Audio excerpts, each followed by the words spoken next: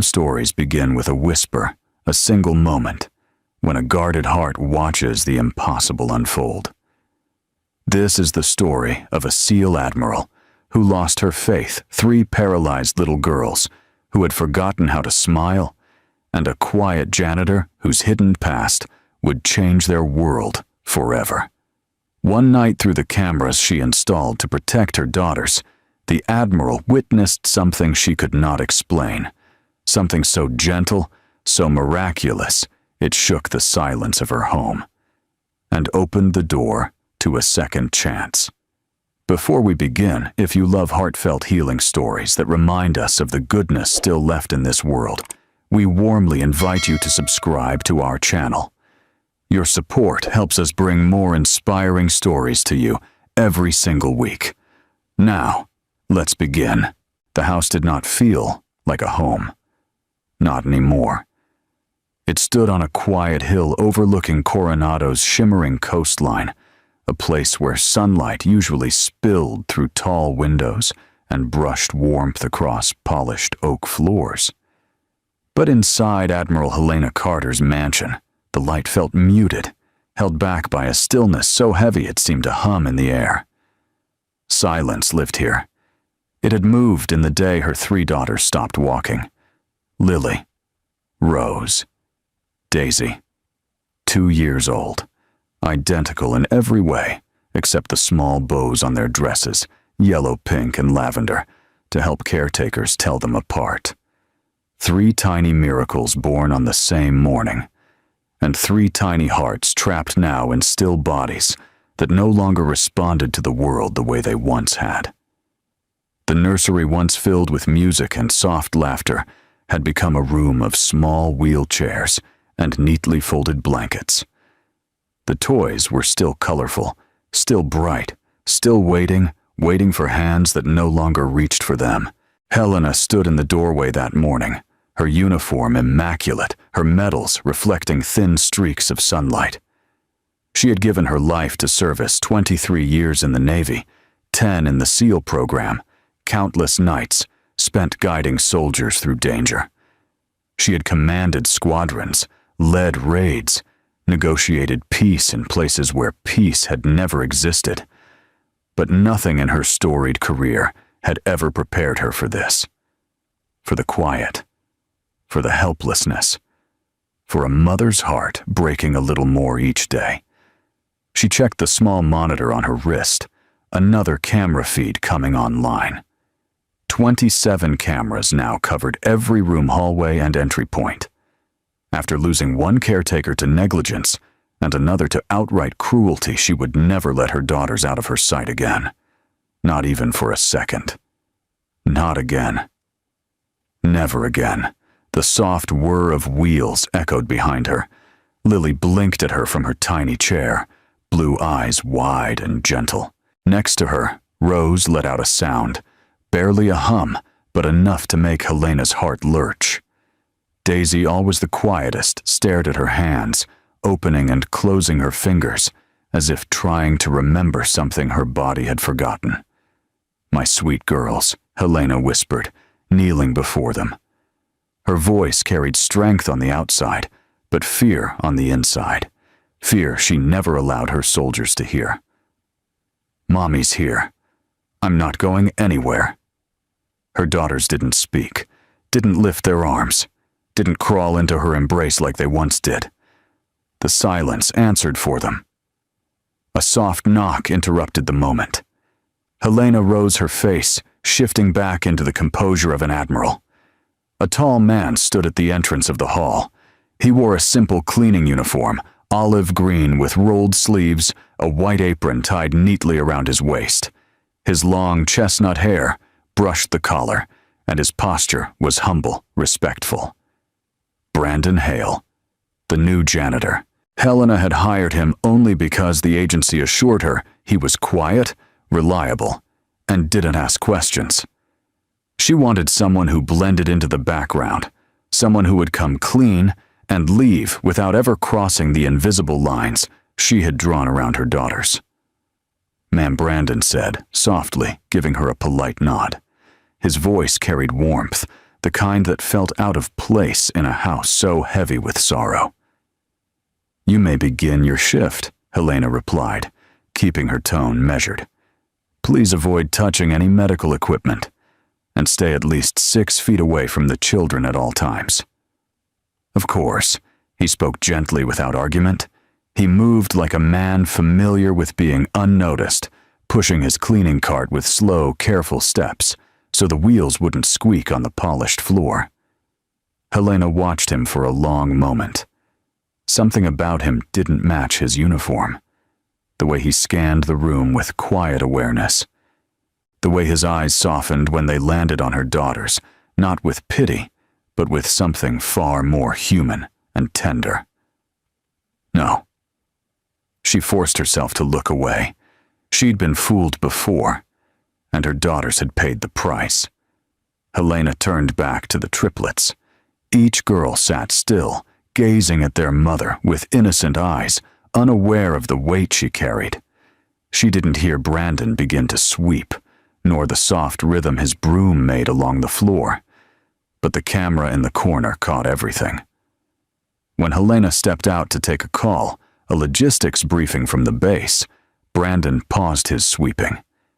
He quietly set the broom aside, took a slow breath, and crouched near the wall, keeping a respectful distance from the children.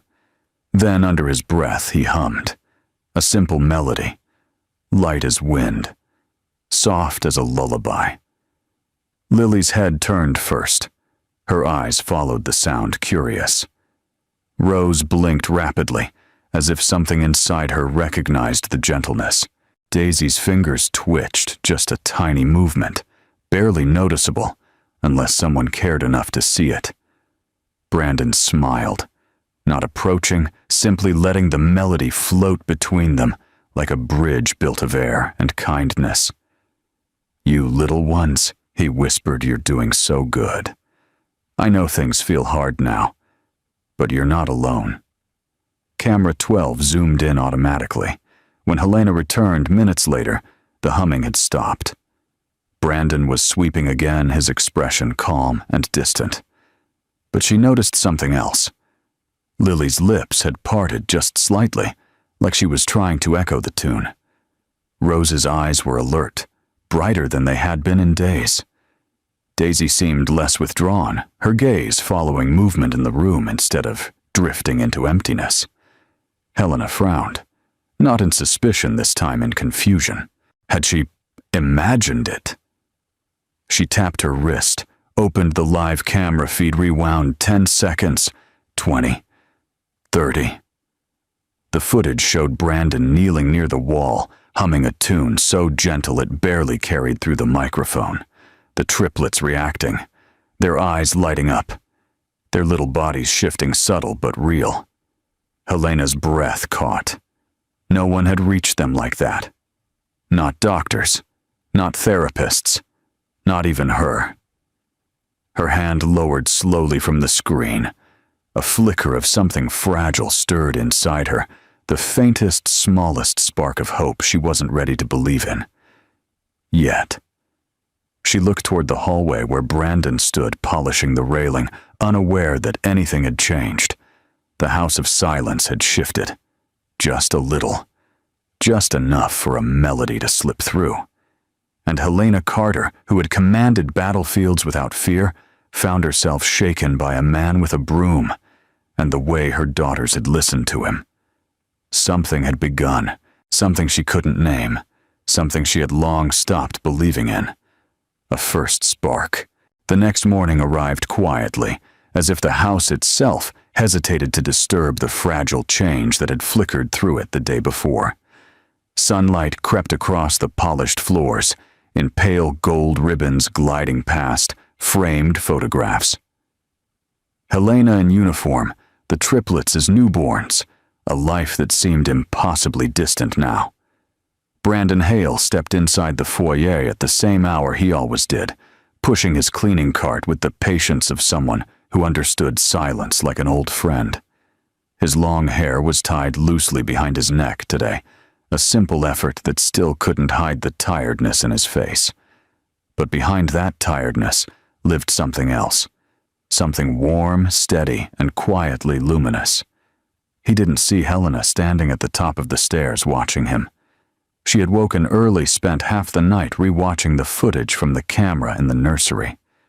Every gesture he made, every note he hummed, every small reaction from her daughters.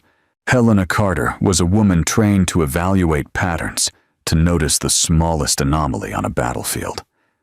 Something about Brandon didn't add up, didn't align with the file the agency sent, didn't match the quiet simplicity of a janitor. Helena descended the steps slowly, her boots tapping lightly against each wooden plank. Brandon looked up when she entered the hall, giving her a polite nod, nothing more. "Good morning, ma'am," he said. There was no fear in his tone, no awkwardness, just respect. "Good morning," Helena replied, though the word felt heavier than usual. She wanted to ask him, "Why did you hum to my daughters? Why did they respond to you? How did you know what to do?" But Helena Carter had never been a woman who revealed her uncertainty. Not to soldiers, not to strangers, not to a janitor. Instead, she said, "The nursery is your first task today, and please avoid unnecessary interaction with the girls." Brandon paused, hands tightening around the handle of his cart for the briefest second. Of course, he answered softly, "I'll be careful." Helena turned away before she could wonder why the words made something inside her twist. The nursery was unusually quiet that morning. The triplets sat in their little chairs arranged near the window, the sunlight catching their blonde curls. Daisy stared at her hands again, twisting her fingers like ribbon. Rose's eyes drifted slowly, following a floating dust mote. Lily blinked at the far wall with a kind of tired curiosity. Brandon exhaled gently, his heart tugging at the sight. He didn't approach. Helena's rules echoed clearly in his mind, but his gaze lingered longer than it should. He began wiping down the shelves, dusting each toy, as though it still mattered to someone. A small rattle, shaped like a bumblebee, rolled toward his boot and stopped. Lily had nudged it. Not deliberately. Not quite. But her tiny foot had pushed just enough to send it across the floor. Brandon froze. "Hey there," he whispered, his voice so soft it blended with the sunlight. Trying to get my attention, Lily stared at him, her eyes a shade brighter than yesterday. Brandon smiled, and something gentle unfolded inside him, something he used to know well. In another life, he had spent years kneeling beside hospital beds, coaxing small hands to move small bodies, to try again, small hearts to believe. But that was before his world collapsed, before fire, before sirens, before he lost everything he had loved.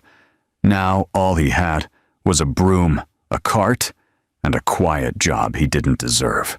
He crouched, just slightly keeping distance, but bending enough so Lily could see his face. "You're doing great," he whispered, carefully picking up the rattle without reaching for her. "You miss playing with this." Rose made a small sound, a breathy hum that caught him off guard. "You too?" Brandon asked with a soft laugh. It wasn't much, but to him it felt like watching the first leaf grow after a long winter. He set the rattle gently on a low shelf where they could see it, then stood up and returned to dusting. As he worked, his hum returned, soft, rhythmic, almost like a mother's heartbeat echoing from another room. The girls listened. They didn't move much, but they listened. Brandon never looked at the cameras. He didn't need to. He wasn't doing anything wrong. He was simply being who he had always been, someone who couldn't ignore pain, especially when it belonged to children. But the camera caught everything, and Helena watched everything. From her office, she stared at the screen with her jaw tightening, his humming again, the softness in his voice, the movement of Lily's foot, the flicker in Rose's eyes. None of this was normal. None of this was accidental. Helena marched toward the nursery. The door swung open with military precision. Brandon straightened instantly, wiping his hands on his apron. "Ma'am," he said. Helena's gaze flicked to her daughters, alert, visibly engaged, then back to him. "What were you doing?" she asked. Her tone calm but laced with steel. "Dusting the shelves," he answered. And before that, Brandon hesitated. Not in guilt, just in thought. "Talking," he said finally. "Humming. Sometimes children respond to sound. It can help them feel less alone." Helena studied him with the scrutiny of someone accustomed to analyzing enemy strategies and motives. "You are not here to provide emotional support," she said. "Your job is cleaning. Nothing more." Brandon nodded. "I understand." But his eyes betrayed something, a sadness, a deeper story she couldn't quite read yet. Helena exhaled sharply, her voice softer than she intended. "Do not cross boundaries I set. My daughters have been through enough." Brandon lowered his gaze. "I'm sorry if I overstepped." He stepped back toward his cart, giving her a respectful distance. Her heartbeat steadied. Tension eased from her shoulders. She was regaining control. But then Rose giggled. A sound so small, so fragile, so miraculous that both adults froze. Helena turned sharply. Rose had giggled an unmistakable breathy happiness, as if she were watching something bright and comforting. She was looking at Brandon. Helena's chest tightened. She didn't know whether to be grateful or terrified. Brandon swallowed hard, as if even he was surprised. "I didn't mean to," he began. But Helena raised a hand. "Enough," she whispered. Not harsh, not angry, just overwhelmed. She carried the sound of that giggle with her as she left the room, closing the door quietly behind her. Behind him, Brandon watched the closed door with a heavy sigh. He had seen reactions like that before, from parents, on the edge of hope, terrified to believe in even the smallest sign of progress. He understood. He had been one of them. As he picked up his broom again, Lily blinked up at him. Rose hummed. Daisy's fingers twitched. Brandon offered them a small, steady smile. "Let's keep trying," he whispered. Outside in the hallway, Helena pressed her back against the wall, her hand trembling as it covered her mouth. It had been months since she heard one of her daughters laugh. Something inside her shifted again. Something soft. Something dangerous. Not trust. Not yet. But the beginning of something she had long buried. A first spark had become a flicker. The third morning arrived with a quiet shift in the air, subtle enough that anyone else might have missed it, but not Helena Carter. She felt it the moment she stepped out of her bedroom, a softness, a gentler rhythm in the silence.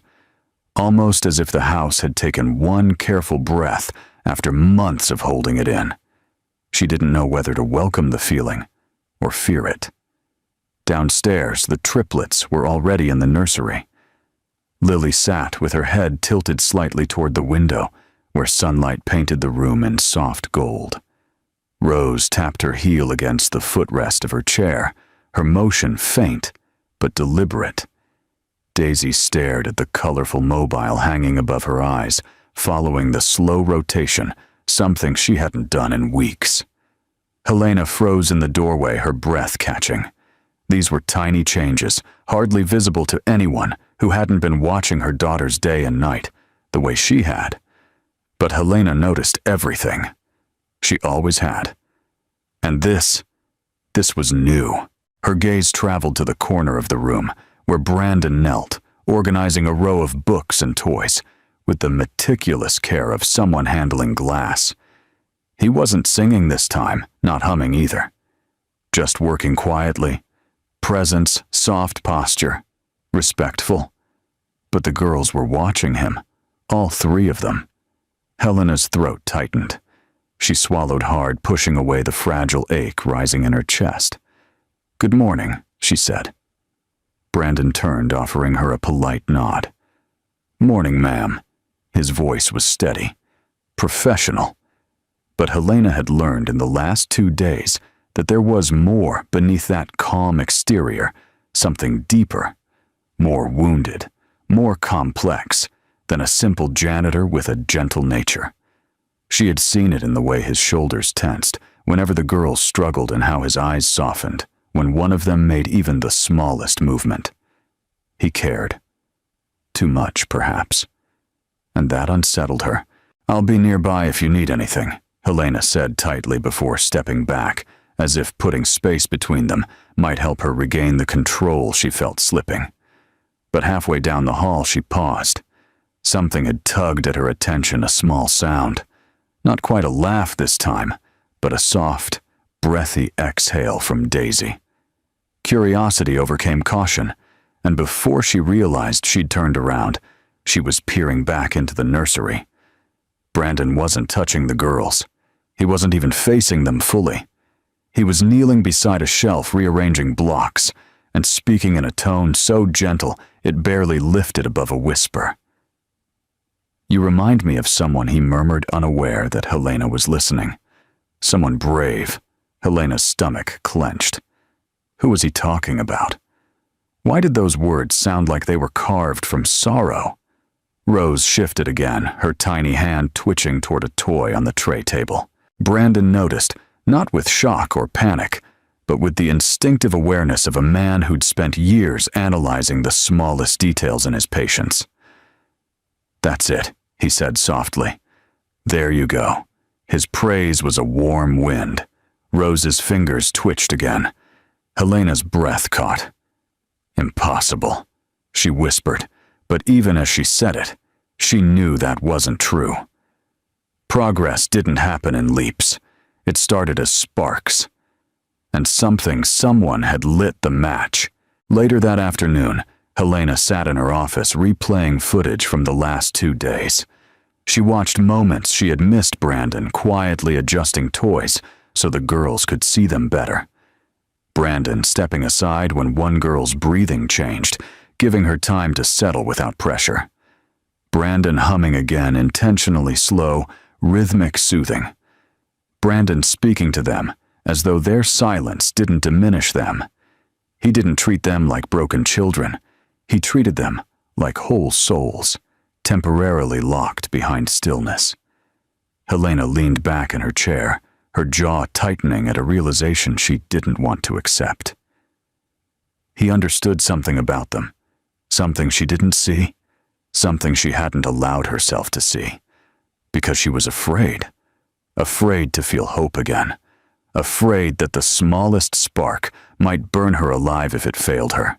The footage paused on an image of Brandon kneeling beside Lily's wheelchair, his face gentle, his posture open, his eyes filled not with pity, never pity, but with a quiet, steadfast belief. A belief Helena herself had long abandoned. Helena shut the monitor sharply. She couldn't allow this. She couldn't rely on a stranger. Not again. But when she returned to the nursery that evening to bring the girls to dinner, she saw something that froze her in place. Lily reached. Not much. Not far.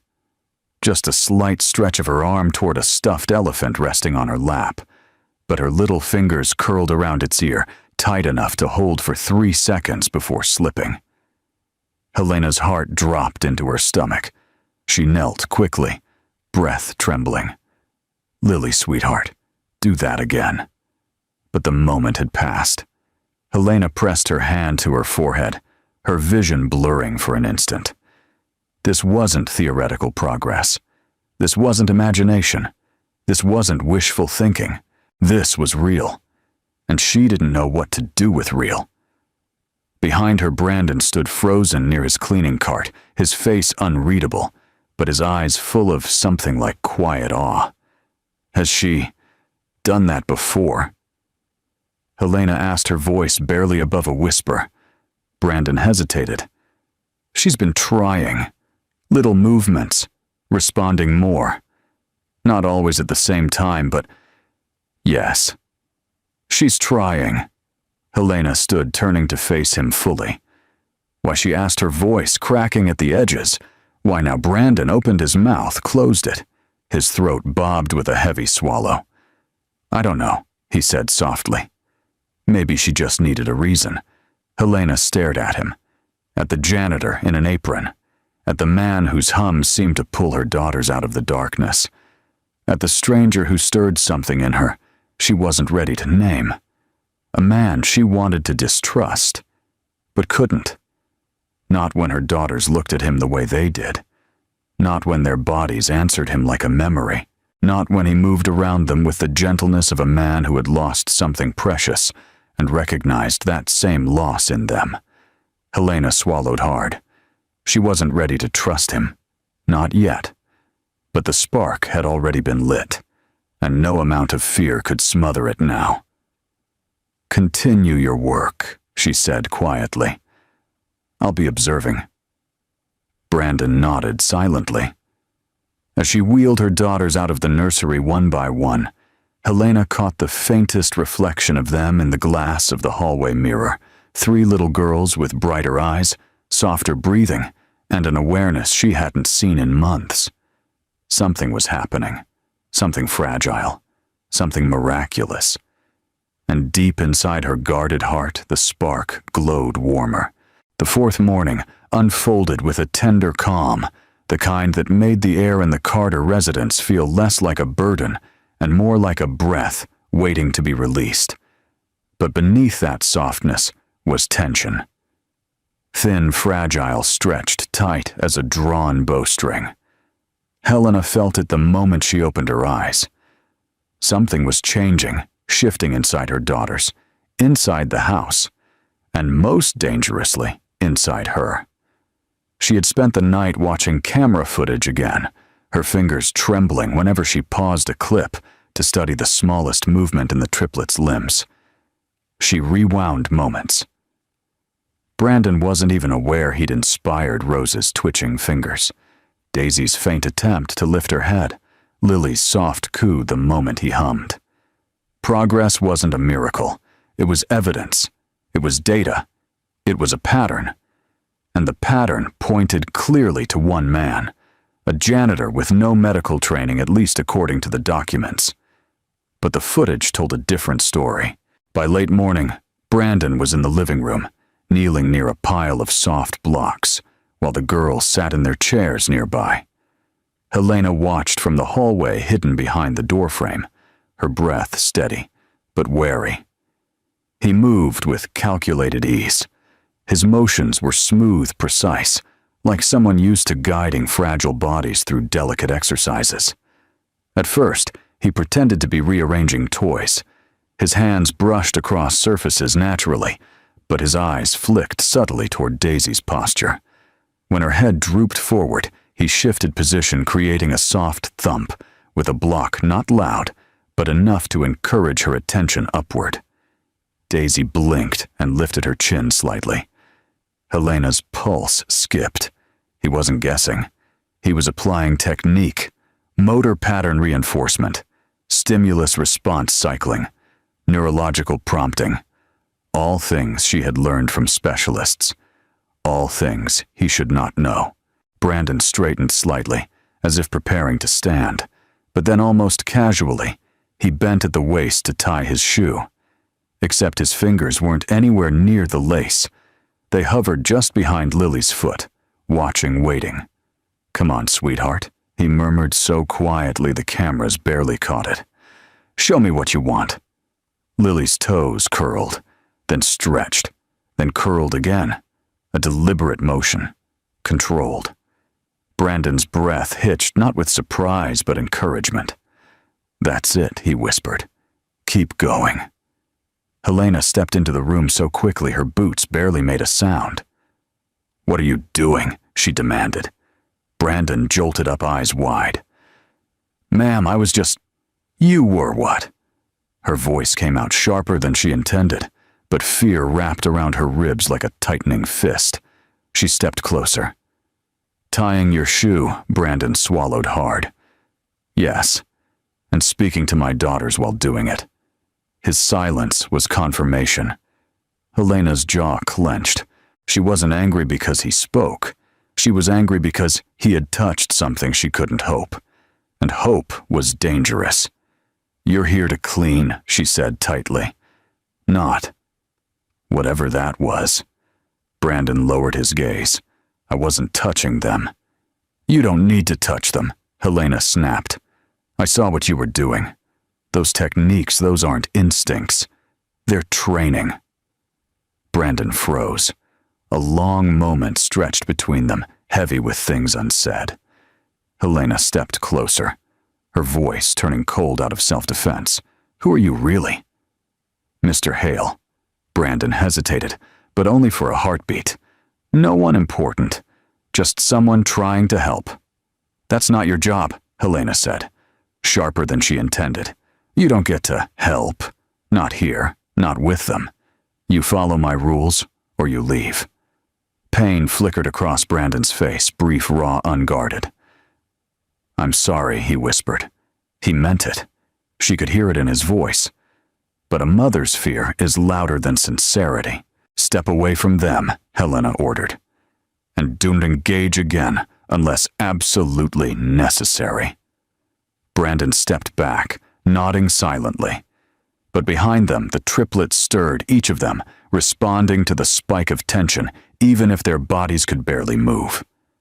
Lily whimpered. Rose's eyes widened with distress. Daisy's breathing quickened. Helena knelt beside them immediately. "It's okay, babies. Mommy's here." But their eyes were not on her. They were on him, on the janitor standing frozen, remorseful, alone. Helena felt something tear inside her. She looked away first.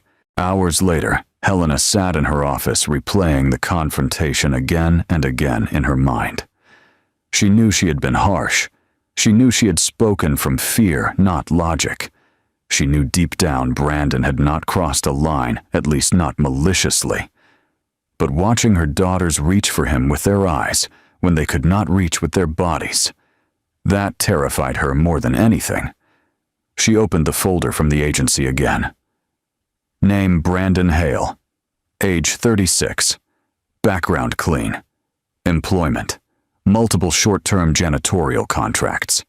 No criminal record. No formal medical training. Then why did his hands move like that? Why did his voice coordinate with motor stimulation patterns? Why did he anticipate their responses before they made them? There was only one explanation he knew. He had experienced this before. He had lived inside pain like this. Helena rubbed her forehead and exhaled sharply, feeling the ache of exhaustion behind her eyes. For months, she had been alone inside a nightmare no one else understood. And now, a stranger, quiet, gentle, impossibly intuitive, had stepped directly into the heart of it. She didn't know whether to hate him for it or be grateful. That evening, the girls were restless.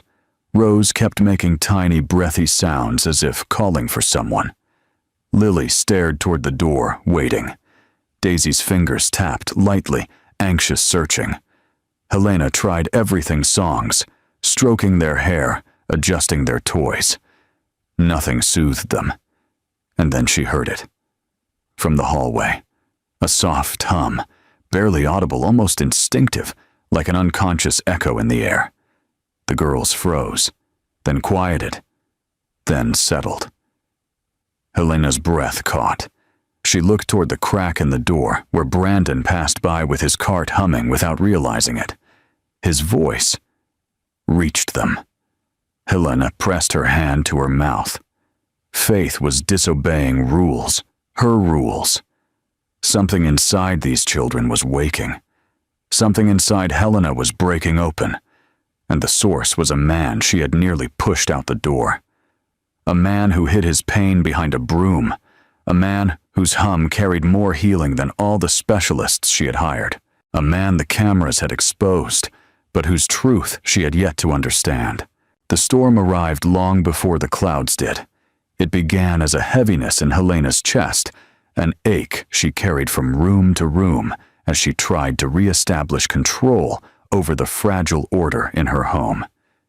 She issued new instructions to the remaining staff, doubled the security settings on the cameras, and told herself she had done the right thing by confronting Brandon.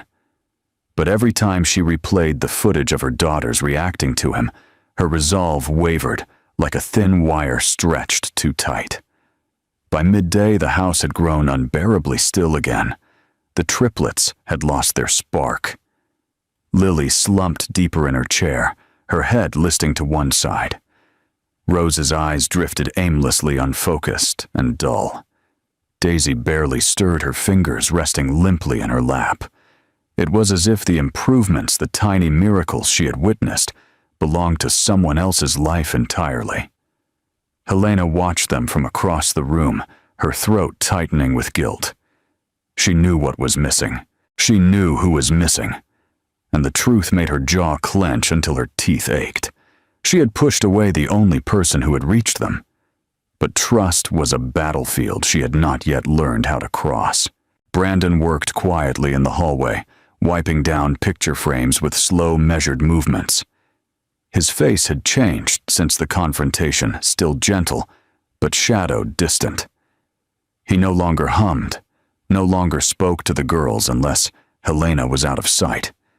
And even then he kept his distance, like a man punished not by orders, but by the pain of wanting to help and knowing he wasn't allowed.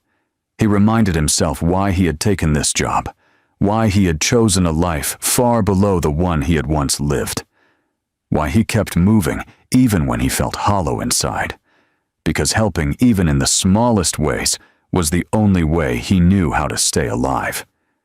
Still, the restraint Helena demanded felt like a blade across his throat. He finished dusting and returned to the supply closet. Inside, surrounded by the scent of lemon polish and floor cleaner, he let out a breath he didn't realize he had been holding. "This isn't your place," he whispered to himself. "You can't save everyone." But his words shook, because saving was all he had ever known. That evening, Helena placed the triplets in their nursery and stepped into her office. Exhaustion dragging at her. She opened her laptop intending to review the week's military briefings, but instead her fingers hovered over the search bar. Brandon Hale. The results populated the screen within seconds. A name this common should have led to hundreds of irrelevant entries. But the very first link made Helena's heart jolt. Brilliant young neurosurgeon loses wife and daughter in tragic car accident. Helena clicked it with trembling hands. A photo filled the screen.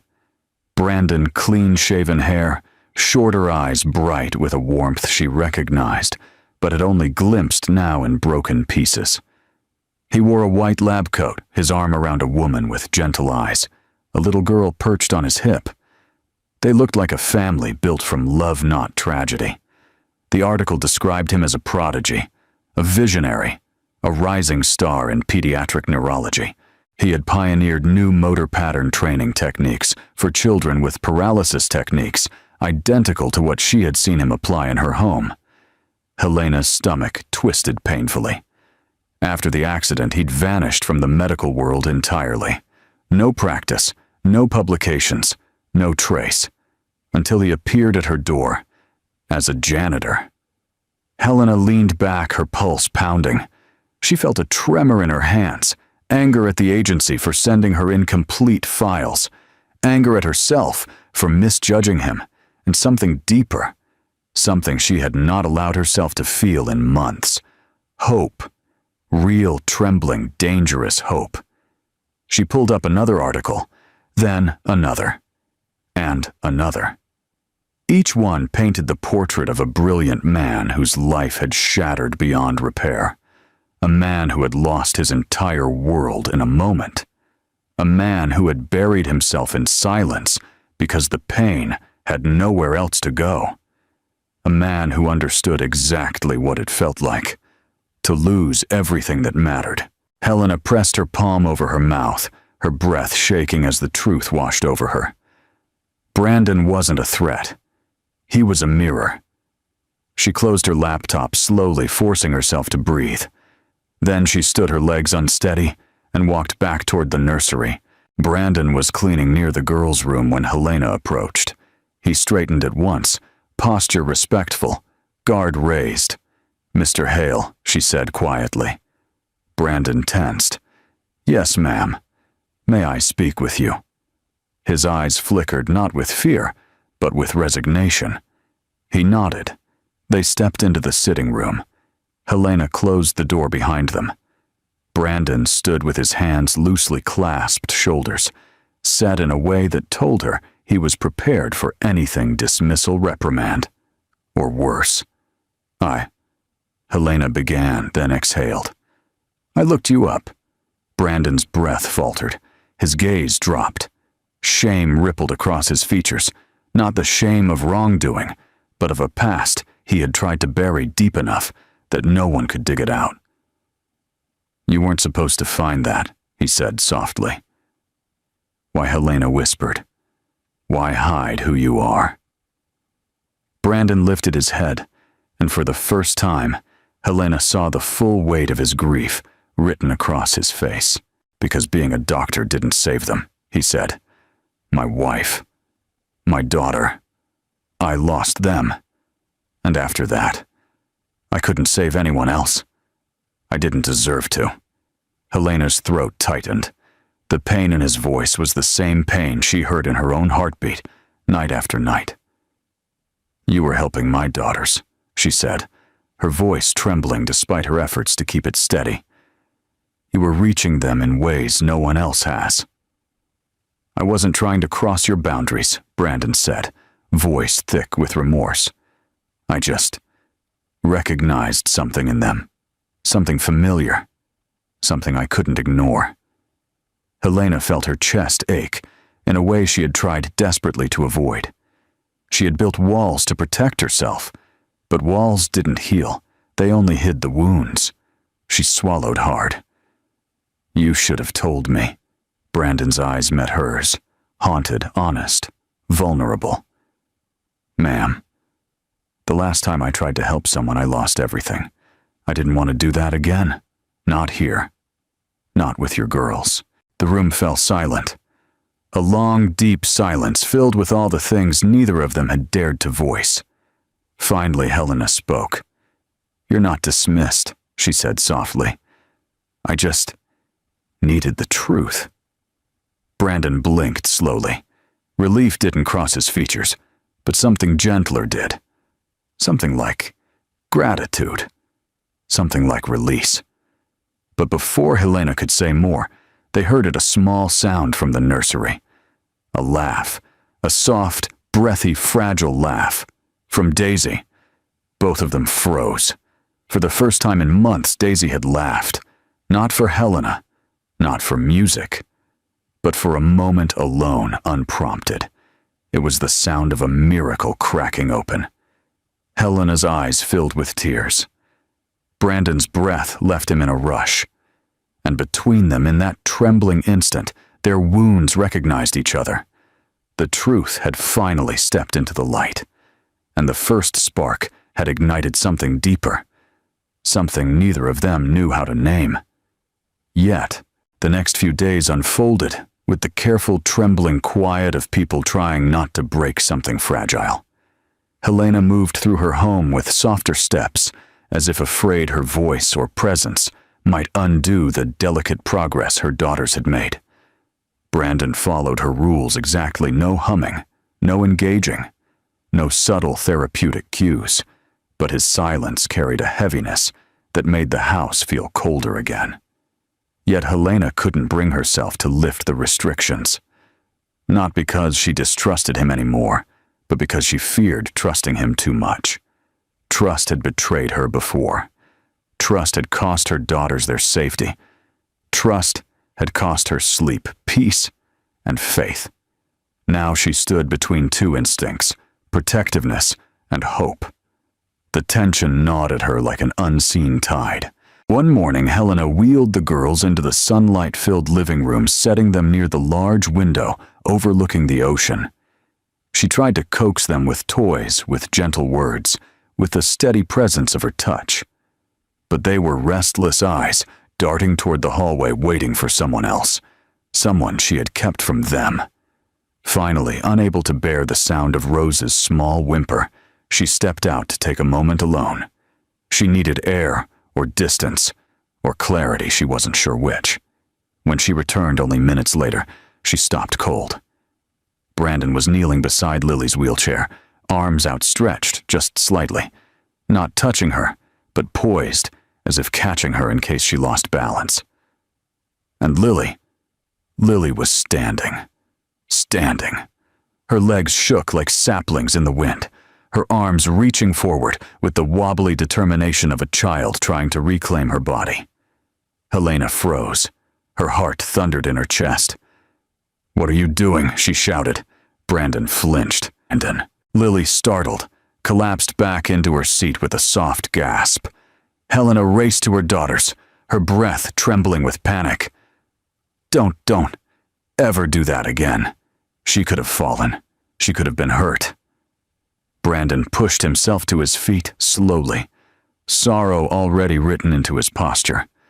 "Ma'am," she tried to stand. I didn't touch her. You only what?" Helena snapped, her voice cracking like glass. "You think you know what's best for them. You think you understand every risk." Brandon's jaw tightened, not in anger, but in the ache of being misunderstood. "I wasn't pushing her. I was stabilizing her path. She found the strength on her own." Helena shook her head, tears burning behind her eyes. "No risks. Not without my permission. Not ever." Brandon lowered his gaze. "I'm sorry." And he truly meant it. But the apology didn't soothe her. It inflamed something raw inside her: fear, motherly terror, memories of hospitals, and doctors shaking their heads, nights spent clutching hope like a dying ember. She turned away, hiding the tremor in her hands. Please maintain distance. If you see them do anything strenuous, call me. Don't intervene." Brandon nodded, but his shoulders slumped with a quiet defeat. "Of course, ma'am." He stepped back, further, until he became a shadow in the room. Lily let out a small, choked cry at his retreat, and it shattered Helena's heart more than her anger ever could.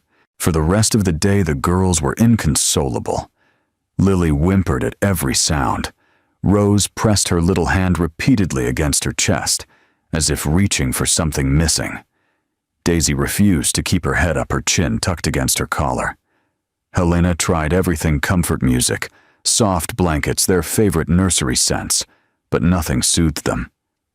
It was as if the spark that had flickered to life inside them had dimmed again. They weren't regressing, they weren't deteriorating, but they were grieving. For him, for the man she had pushed away in fear. Helena sat on the nursery floor, with her head bowed, heart pounding with guilt. "I'm trying," she whispered to her daughters. "I'm trying to protect you." But the girls stared toward the hallway again. Brandon kept his distance. He cleaned in silence. He avoided the nursery unless absolutely required. His hum never left his lips, not once. Every time he passed the nursery, he paused for half a second, just long enough for his heart to ache, then continued walking as if his footsteps were carrying him deeper into exile. But Helena wasn't the only one who noticed. The cameras noticed. The house noticed. The girls noticed. By evening, the tension had built into something thick enough to feel in the air. Helena stood at the kitchen counter, staring into a cup of untouched tea. She hadn't slept properly in days, not since she saw Lily attempt to walk, not since she realized she had punished the wrong person. Voices echoed from her memory. He was stabilizing her path. She tried to stand. I didn't touch her. She replayed the footage on her phone for the 20th time. Slow motion. Frame by frame. Brandon wasn't lifting Lily. He wasn't forcing her. He wasn't endangering her. He was protecting her. Not with action, but with presence, like a guardian, like someone who had once done this before, with love, not obligation. She set the phone down, shame curling inside her chest. She had hurt him. She had hurt her daughters. She had hurt progress. And she didn't know how to undo it. That night, after the girls finally calmed into sleep, Helena wandered into the hallway, unable to rest. Her footsteps echoed lightly as she turned a corner and stopped. Brandon was there, cleaning the baseboards quietly.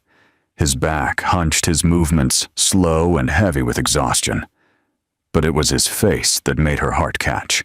He looked hollow, not angry, not resentful, just empty, like someone who had once held a candle inside him and now feared the last flame might go out. Helena opened her mouth to speak, then closed it, because she didn't know what to say. "Good night, Mr. Hale." She finally managed her voice, barely audible. Brandon straightened. "Good night, ma'am." He didn't look at her for more than a second. And somehow, that hurt more than their confrontation ever had. Later, Helena stood outside the nursery door, listening to her daughter's soft breathing. She rested her forehead against the frame, letting the guilt and conflict swirl inside her. She wanted to protect them. She wanted to trust him. She wanted progress. She wanted safety. She wanted healing. She wanted everything all at once. But she couldn't have all of it without risk.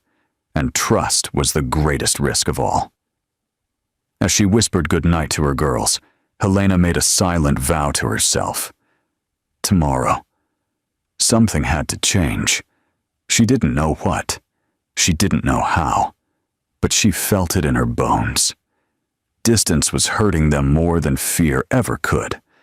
And in the fragile quiet of the nursery, Helena Carter finally recognized the truth she had been avoiding. She needed him too. Night settled over the Carter house like a soft blanket, dense with the quiet hum of the ocean and the occasional sigh of wind brushing against the windows. But inside, the silence felt heavier than usual, thicker, almost suffocating. It was the kind of silence that didn't simply fill a room, but pressed against the heart. Helena felt it acutely. She sat alone in her dimly lit office, a single lamp casting a warm pool of light across stacks of reports she hadn't read. The house was still her daughter's asleep upstairs, the security system softly ticking through its cycle. And yet Helena could not quiet her mind. Her daughter's progress had stalled since she restricted Brandon's involvement. Their brief spark, the tiny miracles she'd witnessed, had dimmed, leaving behind the faint ache of what could have been. Every memory replayed with merciless clarity, Lily's wobbly attempt to stand Daisy's laugh, Rose's flickering awareness, moments of hope, moments she had shut down, moments she couldn't forget. Guilt pressed hard against her ribs. She stood abruptly and walked into the hallway. The house was dark, except for gentle nightlights glowing near the floorboards. Her hand glided along the wall as she made her way toward the nursery, not because she needed to check on the girls, but because she couldn't stay away.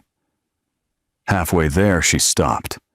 Brandon's cart sat parked neatly near the kitchen door, fully stocked and ready for the next day. But he was nowhere in sight. She frowned. He usually left right after finishing his shift.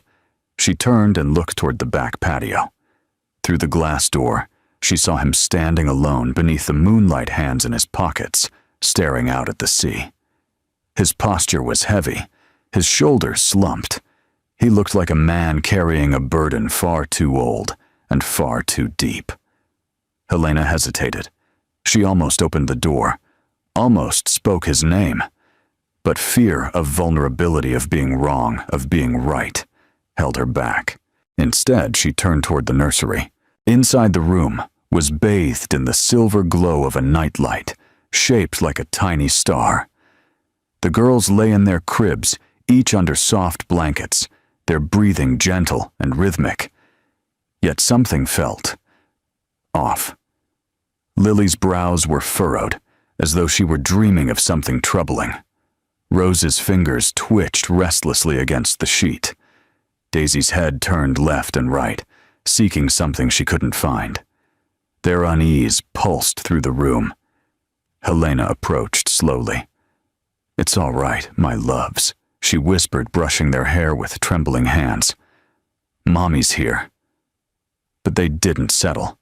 Not fully. not the way they used to.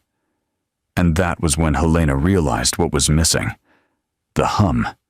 The soft, gentle melody that had once wrapped around them like comfort. Her breath hitched. Her daughters weren't troubled by the dark. They were troubled by absence. Helena sank into the rocking chair, elbows resting on her knees, her hands pressed to her temples.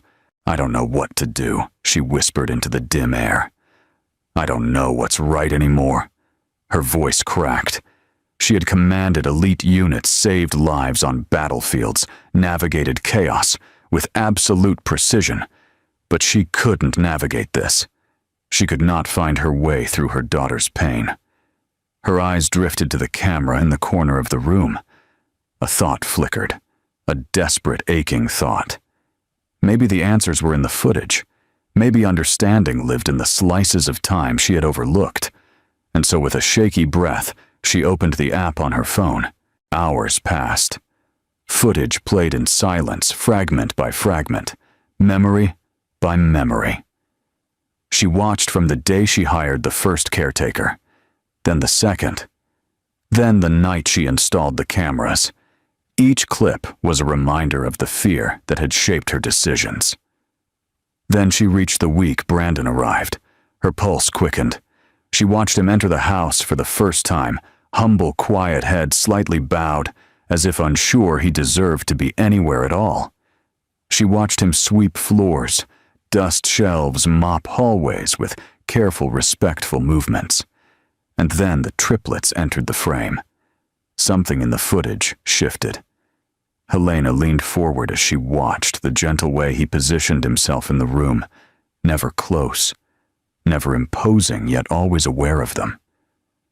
She watched the way he studied their breathing patterns, their eye movements, their micro-reactions, not with the calculation of a doctor or therapist, but with the tenderness of someone who saw beyond paralysis. Then came the moment she remembered most clearly. Brandon kneeling by the wall, humming, the triplets responding.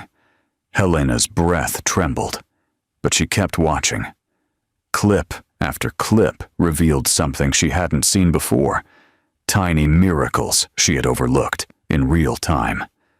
Lily's fingers twitching toward him, Rose's eyes brightening at the sound of his voice, Daisy's chin lifting for the first time in weeks. It wasn't magic, it wasn't dramatic, it wasn't cinematic, it was human. Deeply, painfully human.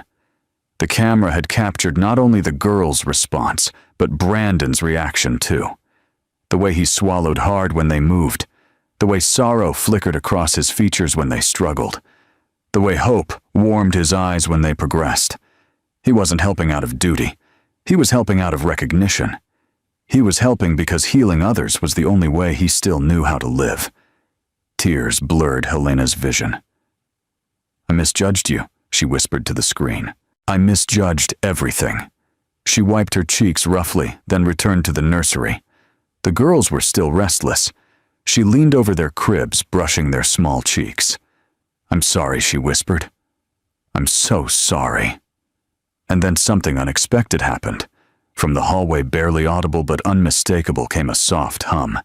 Helena turned sharply. Brandon stood near the door, head bowed, humming unconsciously as he passed by, until he realized she was there. He froze. Helena stared at him. He stared back. Neither spoke. Then Lily giggled. Rose's eyes lit up. Daisy lifted her hand, tiny fingers reaching. All three miracles unfolding at once. Brandon's breath caught. His hand pressed against the doorframe to steady himself, as if the sight had broken something open inside him. Helena felt her heart thunder. She could no longer deny the truth. Not after this. Not after tonight. Brandon was not a threat. He was the blessing she had prayed for in the dark. The quiet force her daughters had been waiting for. The wounded healer whose presence called them back to life. And something inside her, fragile, buried, long dormant, began to unfreeze. In that soft-lit nursery, surrounded by three tiny miracles, and a man she had pushed away out of fear, Helena Carter felt the first breath of hope return to her chest. Not a spark, not a flicker, a glow. The following morning broke with a sky the color of pale ash, as if the world itself sensed the heaviness inhabiting the Carter household. Helena woke early, long before the sun rose, her mind replaying the images from the night before, 3 tiny miracles unfolding like shy blossoms after the first thaw. But miracles she knew were fragile, and fear, especially a mother's fear, had a way of smothering even the bravest hope. She stood by the window of her bedroom staring out at the ocean as waves rolled softly against the shore. Her reflection in the glass looked like a stranger, a woman balancing military precision with maternal desperation, strength with vulnerability. A woman who could face armed conflict without trembling, yet found herself shaking when confronted with the possibility of hope. She whispered to her own reflection, "Am I helping them or hurting them?" The question lingered unanswered. In the nursery, the triplets sat in their chairs, restless and alert. Lily's hands twitched with a new curiosity.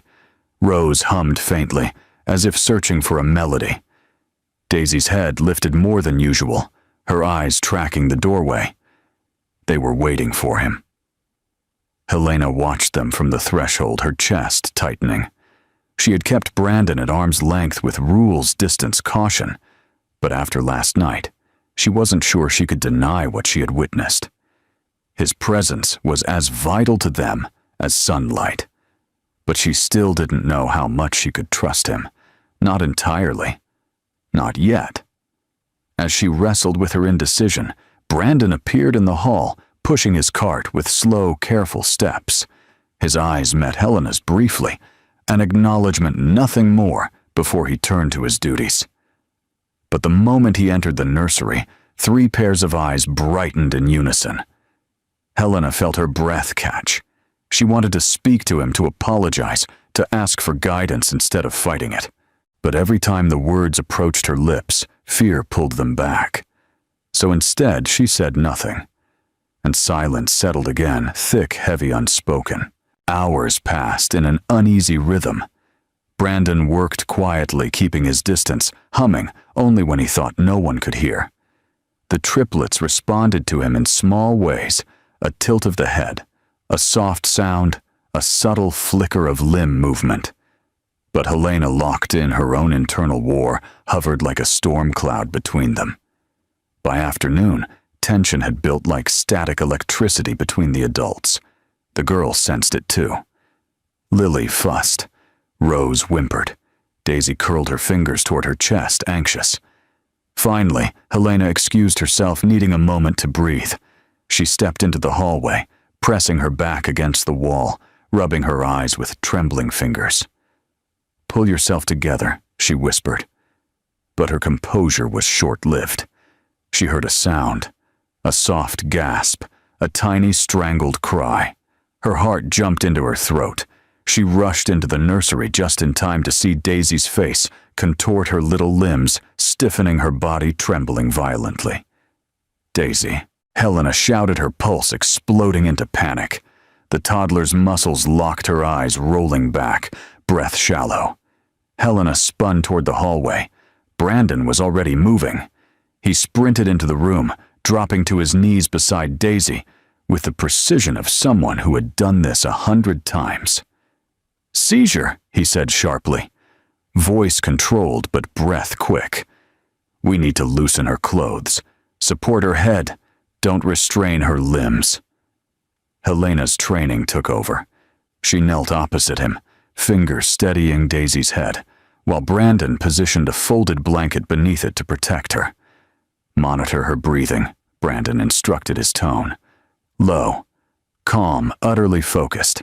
"She needs airflow. Tilt her slightly." Helena did as he said without question. For a moment, their hands brushed her fear, meeting his determination. Brandon checked Daisy's pulse with practiced precision. Then his voice softened. "Stay with me, sweetheart. You're safe." The seizure peaked, then slowly, agonizingly began to subside. Daisy's limbs relaxed, her breathing evening out, though her body remained limp. Helena wiped tears from her eyes, her voice breaking. "Is she okay?" Brandon nodded gently. "She's stable."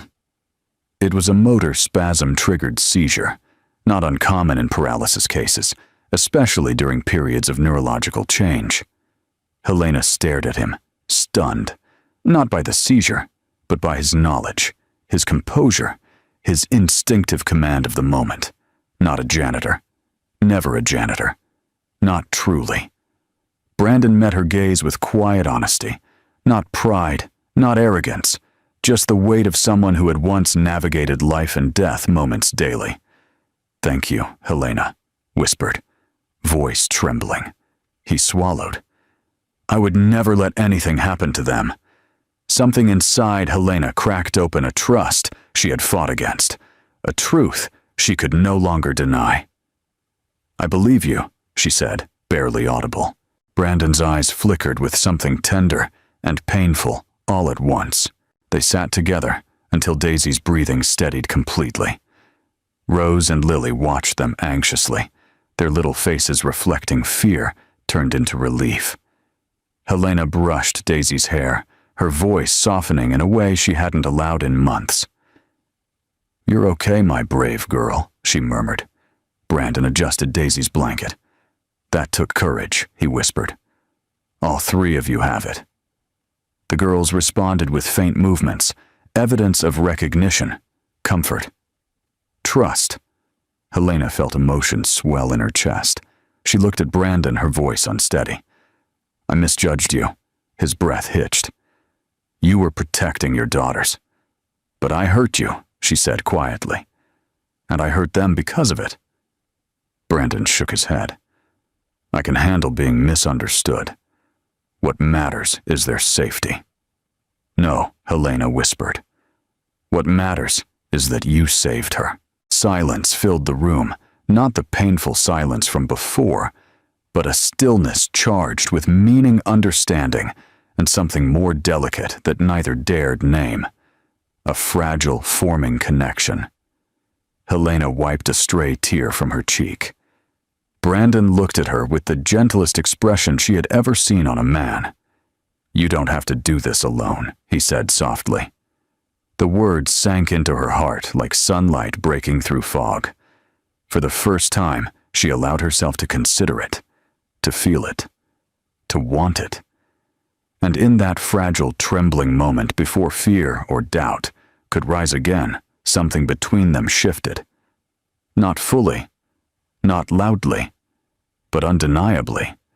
Because Helena Carter, who had built walls around her heart stronger than any military fortress, finally allowed someone to stand inside them.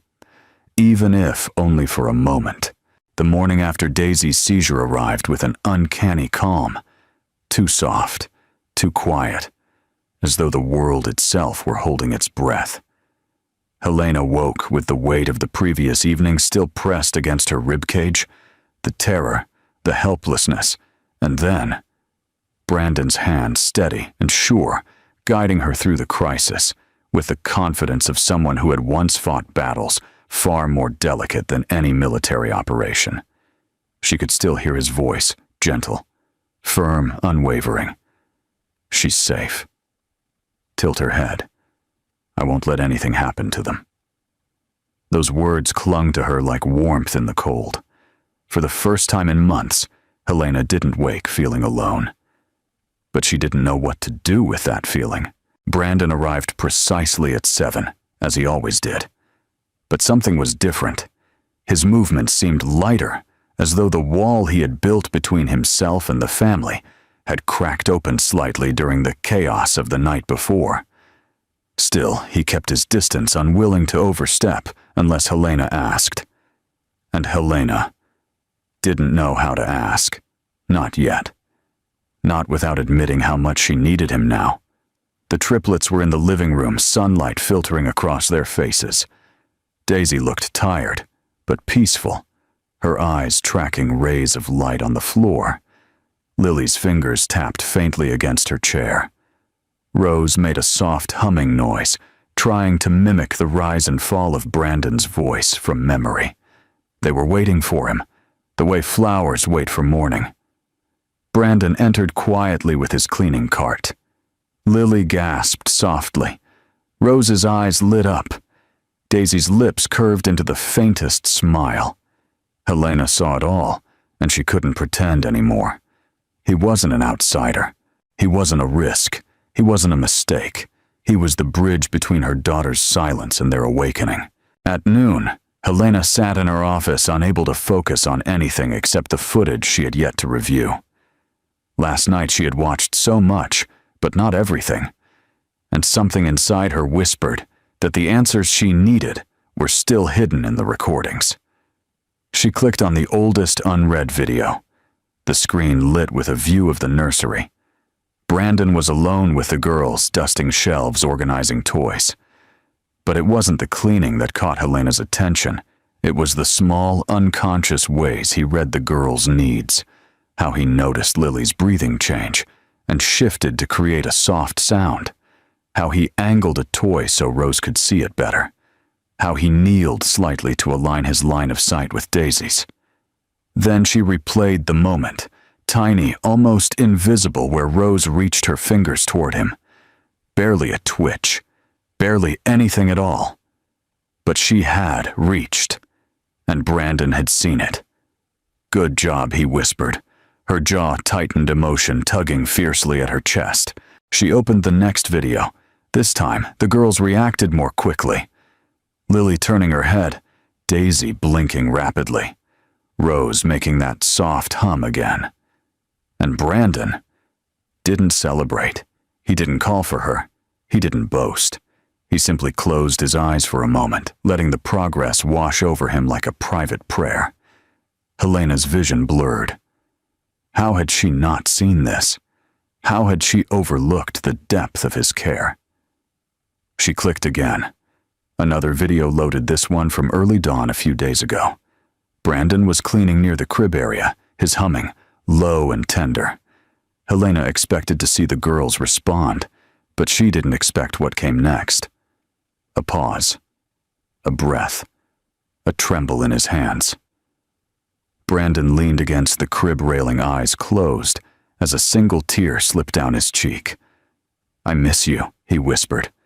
Not to the girls, not to anyone in the room, but to ghosts. Helena suddenly understood too well.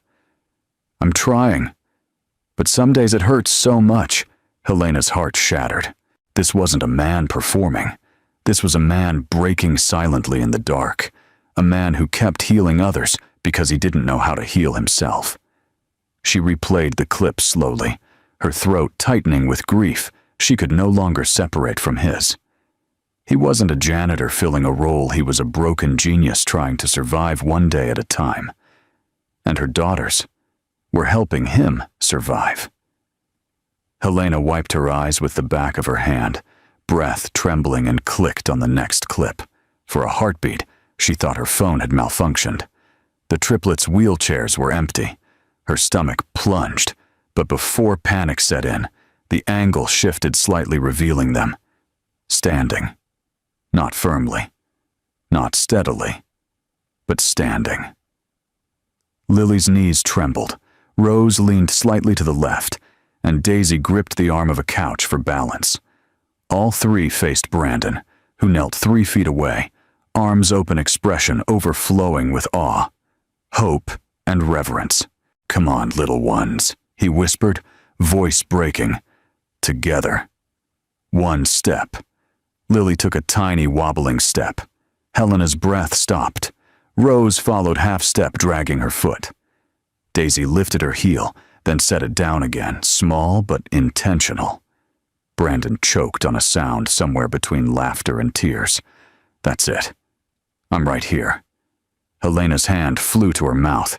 She had been downstairs during this moment on a phone call with a naval commander, oblivious to the miracle unfolding above her head. And the cameras had captured it all. Her daughters had stood for the first time, taken their first steps, reached toward the man who believed in them before she allowed herself to.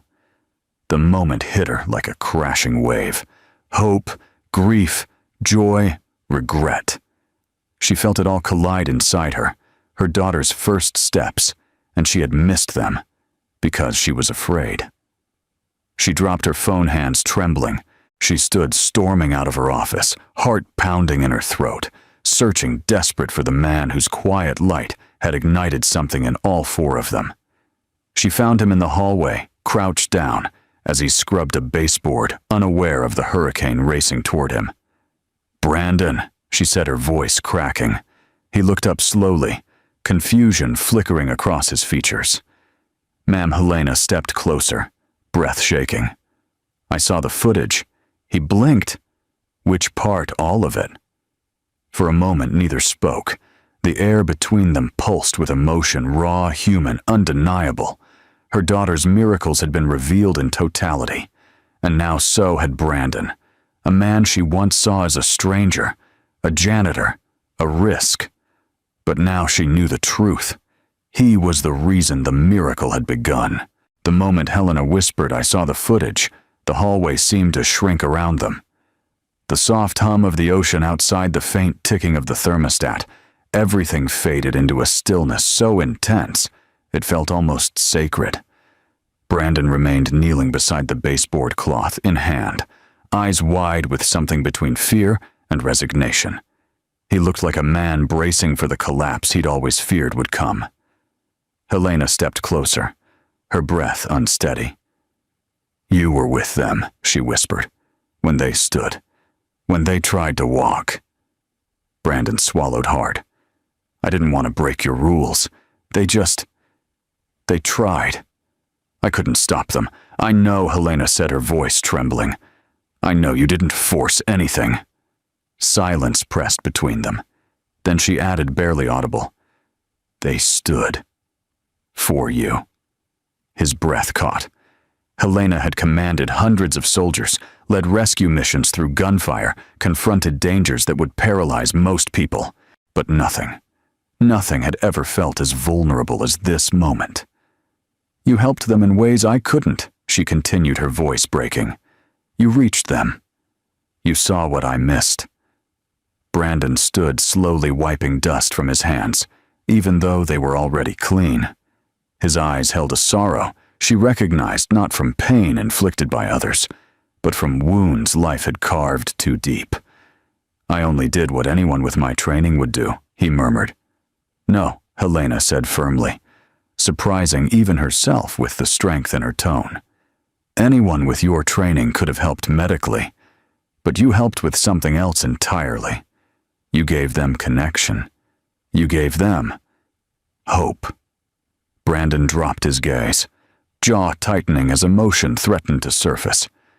"I didn't want you to think I was trying to replace anyone, or take over." "You didn't replace anyone," Helena whispered. "But you filled a void I didn't know how to fill." His head lifted sharply, and for a moment neither of them breathed. They returned to the nursery together. The triplets were awake, their eyes bright the moment Brandon entered. Lily reached for him. Daisy's fingers curled eagerly. Rose made a soft humming sound, her version of joy. Helena watched the scene with her heart cracked wide open. Brandon knelt with care, keeping a respectful distance. "Hi, little ones. Miss me?" 3 tiny reactions answered him, 3 little affirmations that shattered what remained of Helena's doubt. She lowered herself beside Lily, her voice warm but trembling. "Girls, Mommy needs to say something." The triplets watched her, really watched her with renewed awareness. Helena looked toward Brandon, then back at her daughters. "I made a mistake, a big one. I was scared, and I took that fear out on someone who didn't deserve it." Brandon opened his mouth to speak, but Helena raised a hand gently. "And I need to apologize." He froze. "To you," she continued softly, "for doubting your intentions, for pushing you away when you were giving them the only light they've responded to in months. I'm sorry, Brandon." He stared at her, not with disbelief, but with a profound gentleness. "You did what you thought was right," he said. Any mother would. That doesn't make it right, Helena whispered. Brandon's shoulders rose and fell with a slow breath. Then I accept your apology. And I'm sorry, too, for stepping over lines you didn't want crossed. Her eyes softened. Those lines don't exist anymore. The triplets shifted excitedly, picking up on the change in the room's energy. Helena reached for Brandon's hand instinctively, then hesitated. He saw the hesitation, and offered his own hand first. When their hands touched, a quiet charge passed between them, something healing, something warm, something that felt like two broken pieces recognizing their mirror. Lily giggled. Daisy squealed. Rose's eyes widened with delight. They like this, Brandon said softly, looking at the intertwined hands. Helena nodded, her voice barely above a whisper. So do I. For the next hour, something extraordinary unfolded. Brandon didn't perform therapy. He didn't command movements. He didn't push or direct. He simply existed with them. He sat on the floor, telling the girls small stories about the beach, about birds, about silly things that made his voice warm with life. His hum returned, tentative at first, then settling into its familiar, soothing rhythm. The girls responded to every note. Helena watched them with tears pricking her eyes. Every giggle, every twitch of a tiny muscle, every shift in their eyes. It felt like watching garden soil being warmed after a long winter, coaxing hidden seeds to sprout. Brandon, she whispered, after a particularly beautiful moment, where Daisy lifted her hand, fully reaching. I don't know how you're doing this. He looked at her with a quiet sadness. I'm not doing anything. They're doing it. I'm just here. Sometimes being here is the hardest thing, Helena said. Her voice trembled because she knew the truth. She had been physically present for her daughters, but emotionally locked behind a wall of guilt and fear. Brandon had been emotionally present, even when he was told to stay physically distant.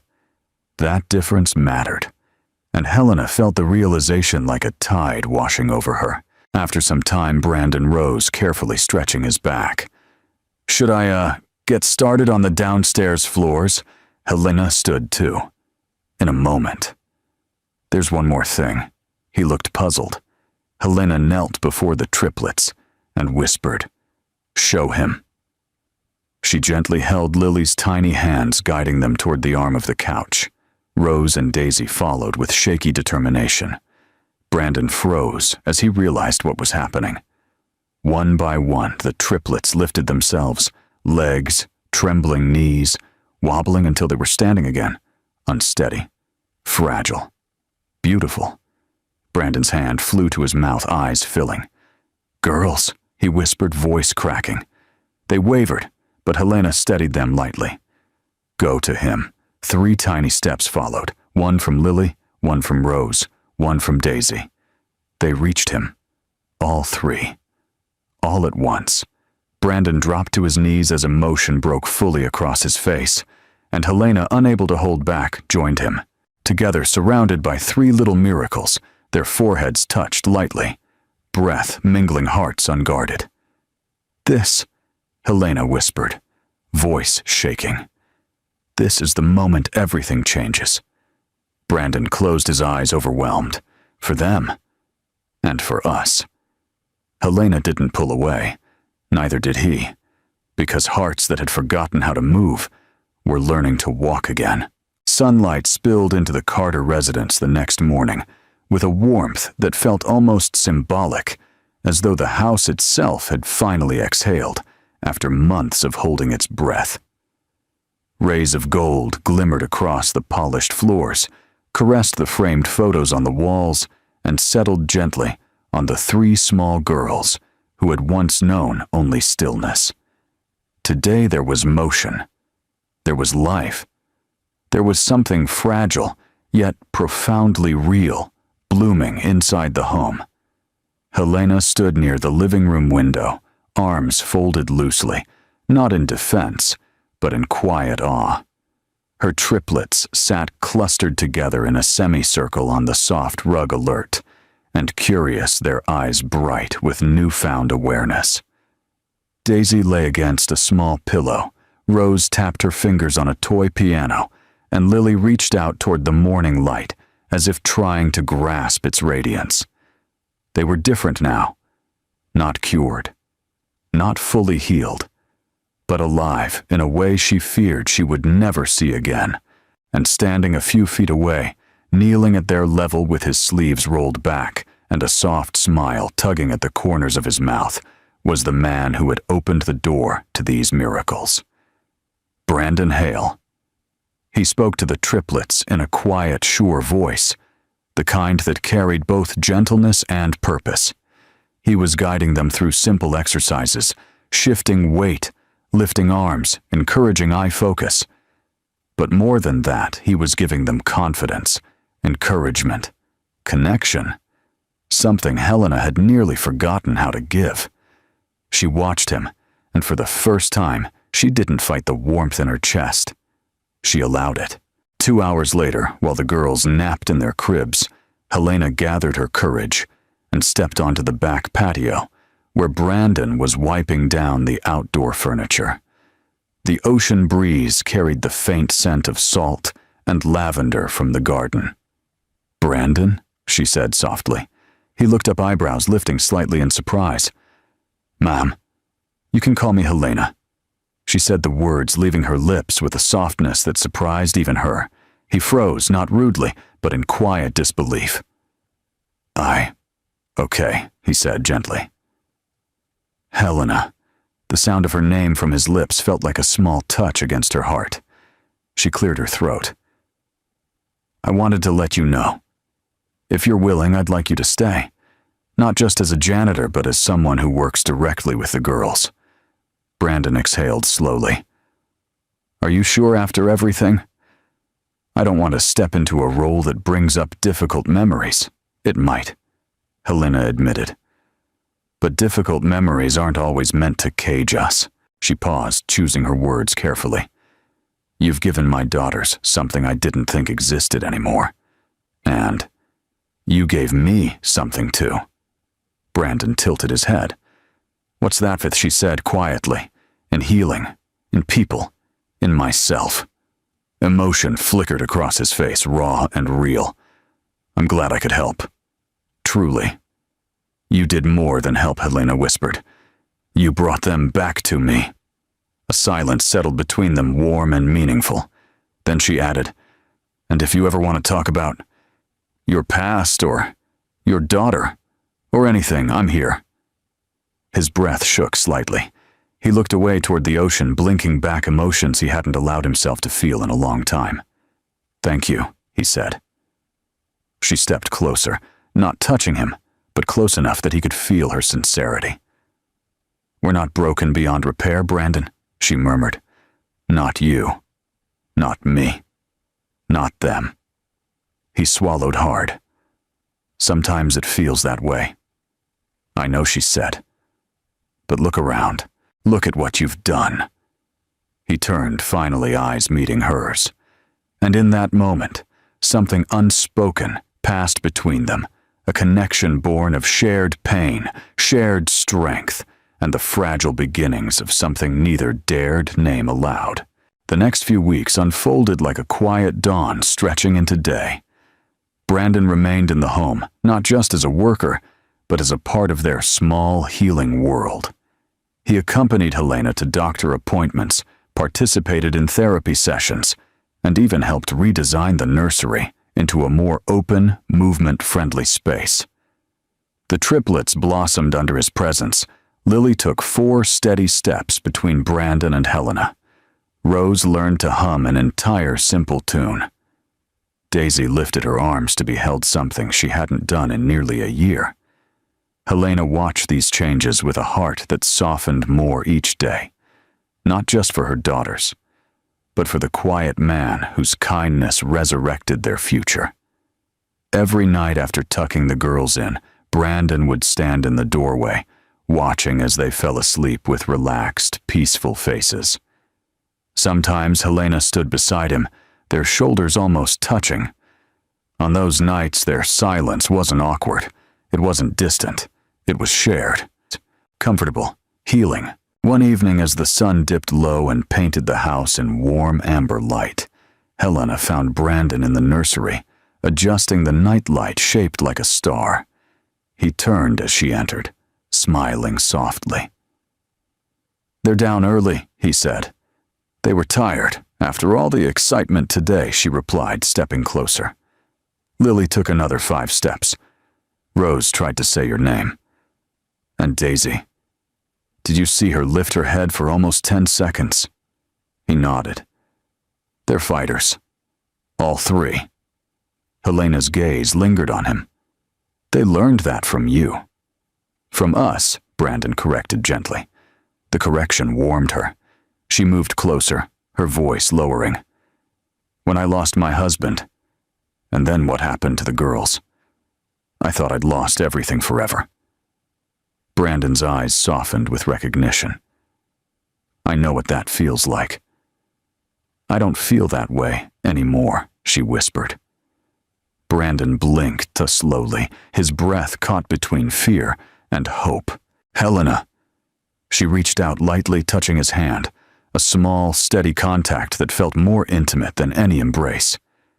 "You saved them," she said. "And you saved me too." His voice trembled. "You brought me back to life." Their foreheads touched, soft, tentative, as the nursery glowed around them. It wasn't a kiss. It wasn't rushed. It wasn't dramatic. It was a promise. A beginning. A second chance. Behind them, the triplets slept peacefully, their breaths even and warm. And in that quiet room, filled with shadows and starlight, Helena Carter and Brandon Hale stood together, not as broken souls, but as the first pieces of a family, slowly stitching itself back together. The home was no longer silent. It was alive. It was healing. It was theirs. A home of second chances. Before you head out, we'd love to hear from you. Where are you watching from today? Our community spans across cities, states, and countries, and reading your comments always reminds us how connected we truly are. If this story touched your heart, inspired you, or brought you a sense of comfort, we warmly invite you to subscribe to our channel. Your support helps us continue creating meaningful healing stories for you every single week. From the bottom of our hearts, thank you for spending your time with us today. It means more than you know. We appreciate you, we value you, and we hope to see you again in the next story.